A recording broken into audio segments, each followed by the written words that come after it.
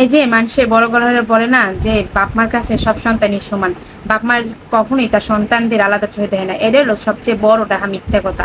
হাতের পাঁচটা আঙ্গুল যেমন সমান হয় না, তেমনি পাঁচটা সালমে থাকলে কোনো বাপ মার কাছে পাঁচটা সালমে একেবারে সমান হয় না।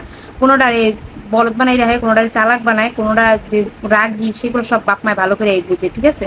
কোনটার মাথায় কাঁঠাল ভেঙে যে খাওয়া যাবে ওইটা সবসময় ওই বাপ মায় ভালো করে জানে, আর এই কাজই করে। দেখবেন কি কোনো কোনো সালমায়ের বলদ বানিয়ে রাখে, ঠিক আছে। ওই বলদ পোলাপাইন ভাবাইয়া সবাই যদি কোনো কিছু বলদ পোলাপাইনের রাগ বেশি হয়, যদি কিছু তখন কবে দেওয়া হোস না হয় বলো, তা বুঝে না আর একটু রাগ বেশি থাক, কি কইছে না কইছে ওটি মনে রাখার দরকার নেই।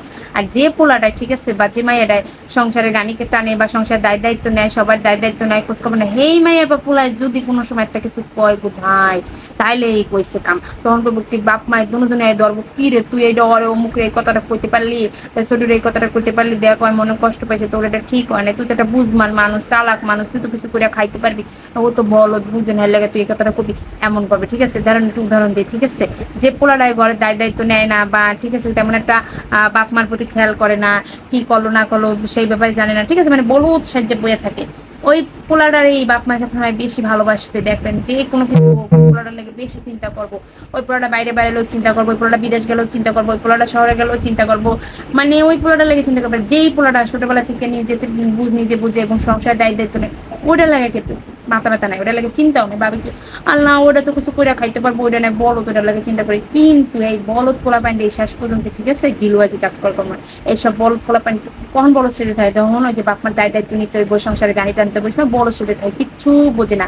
কিন্তু যখনই সম্পত্তি ভাগ হইব বাপের, তখন দেখবেন এই বলদটি আগে দৌড়ায়, ঠিক আছে। তখন আর কাউরে শিখাই দিতে হয় না যে কোন সম্পত্তিটুকু ভালো, কোন জমি জমাটুকু নিলে আর ভালো হইব, ঠিক আছে। তখন নিজেই লাফাই ফুরিয়া যে কোন জমিটুকু নিলে নিজের ভালো হইব, এটা ঠিক ভালো করেই বুঝে।